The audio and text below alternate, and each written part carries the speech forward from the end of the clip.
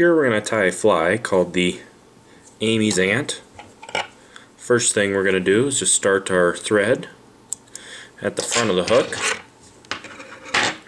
Then we're going to take our thread all the way back to the bend.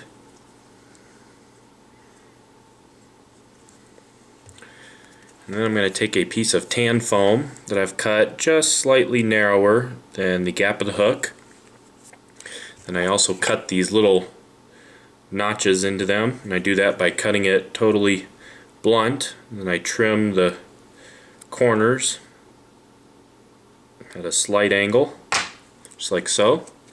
I'm going to leave this hanging off the back of the hook just a little bit, maybe a 1/4 inch or so. And then I'm going to take a nice loose wrap around that foam, and I'm going to secure it into place,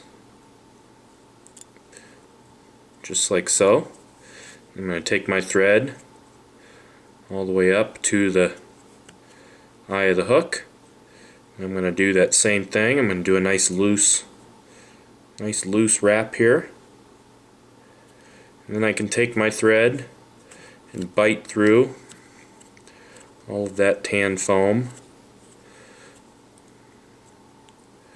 making it nice and secure.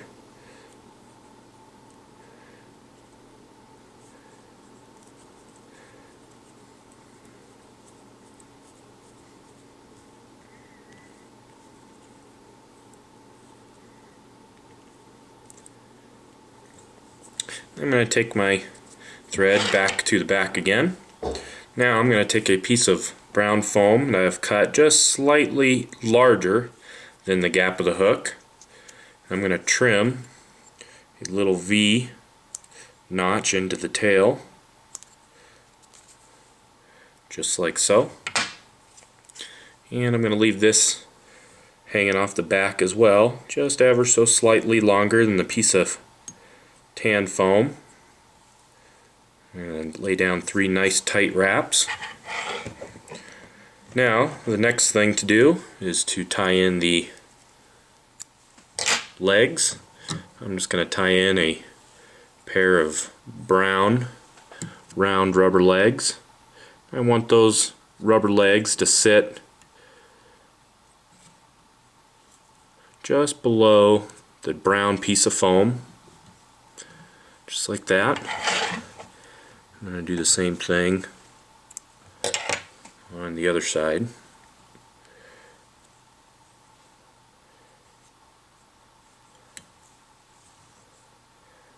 Just like so. Now we're going to take all this material, both the foam and the legs, and I'm going to pull it all backwards, and I'm going to just take a piece of lead wire that I have laying around. I'm just going to tie down all of that stuff to the head of my vise here, just to kind of keep it all out of my way.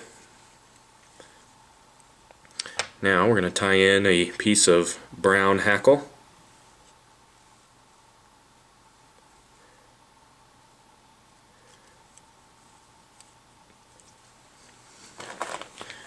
And then we're going to tie in some olive ice chenille, medium in size. You don't want to use the large stuff. You want to use the medium.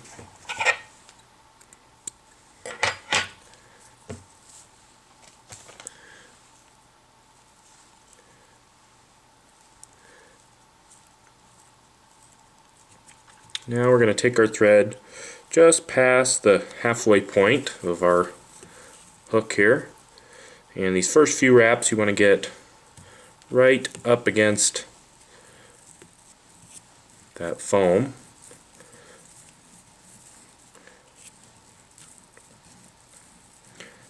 I'm going to wrap that chenille, and I'm going to stop once I get just past the halfway portion. And I'm going to secure it.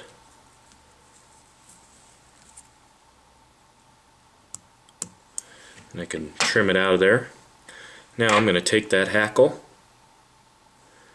I'm going to wrap that hackle around the body. And you can use whatever size hackle you have laying around. We're actually going to trim this hackle flush here in a second. Didn't quite have enough.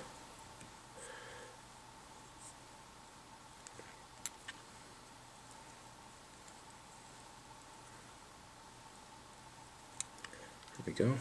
You can capture it.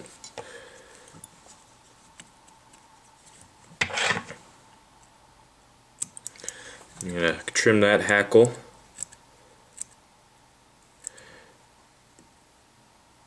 And I don't trim it totally flush. I leave a little bit of stubble sticking out.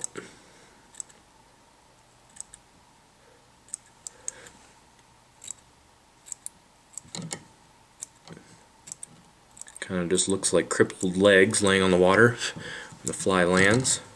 Be careful not to cut any of the materials either.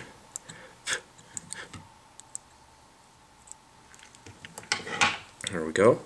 Now I'm going to just pull my foam through my piece of wire here, if I can get it out.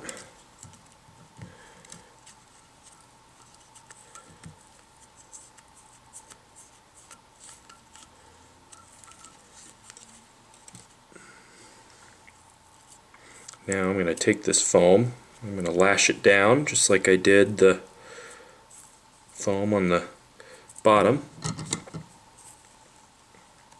I'm going to make sure it's nice and secure. I'm actually going to take that foam and I'm going to wrap it forward all the way to the front with my tan foam.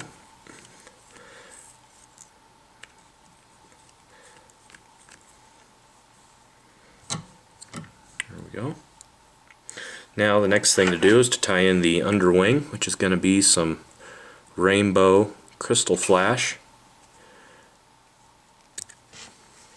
I'm going to tie in a chunk of about half a dozen or so. I'm going to tie these in right on top of the shank of the hook.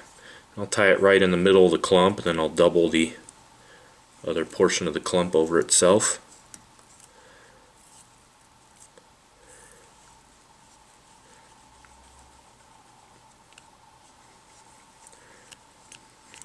Just like so. Now at this point I'll just take my piece of wire again and I just leave it always kind of sitting there.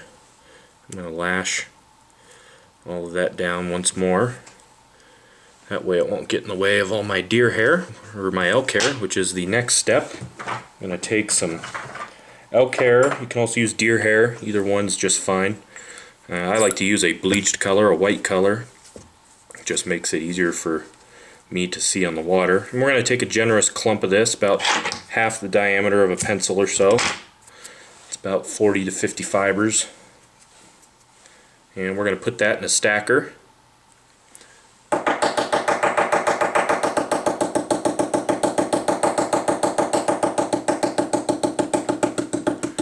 going to stack it so all the tips are nice and even. This will be our overwing. We want that wing to be just a hair short of the body, so I just kind of roughly measure it out, and then I'm going to take my scissors and just hack off the butt ends. Just makes it a little easier for me to deal with and tie in.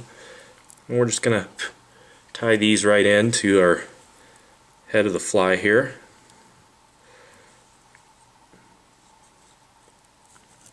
Oopsie. Get a better bite in it here.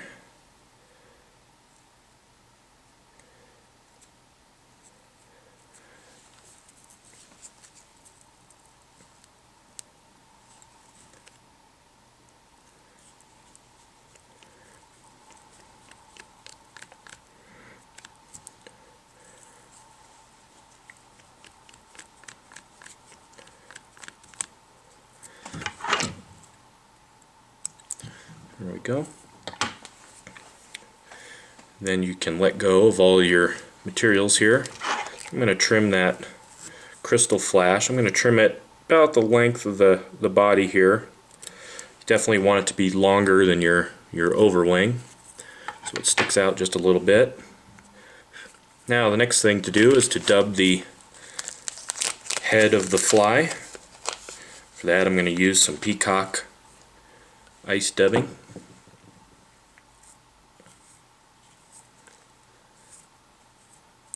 We're going to dub a nice generous head with this dubbing.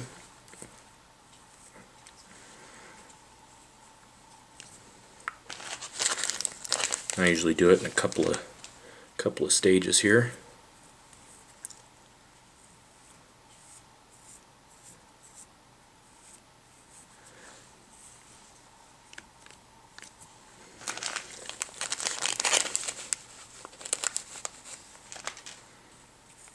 I like to make a nice bulbous head with this fly.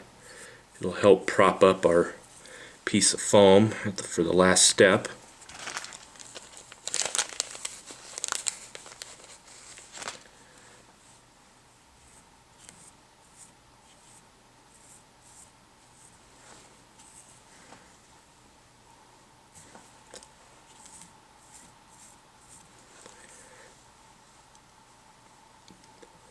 And you want your thread to end right in between the head and the thorax, right in front of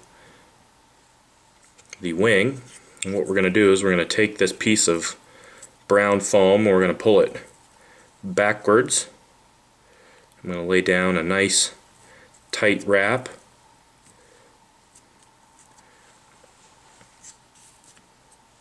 Just like so. Now we're ready for our other legs. We're going to place these legs just right on the side of the fly.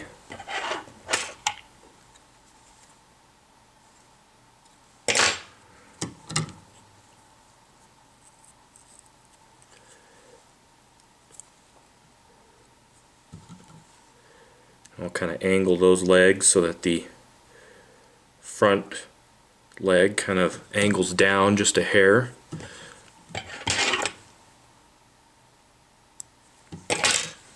Now, whoopsie.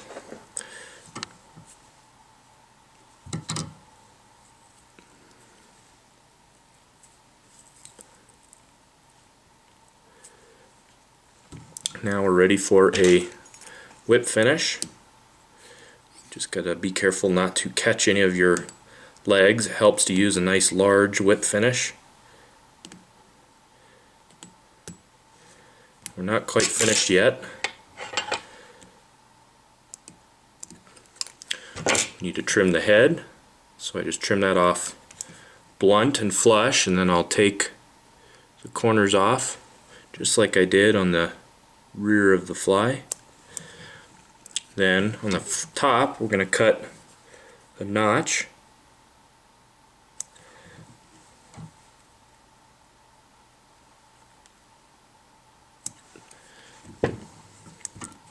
Just like we did on the back of the fly, and then you can trim all your legs. I just grab all 4 clumps or all 4 pieces on one side, and I try not to pull them tight. I just hold them taut and I trim them, and I'll do the same thing on this side.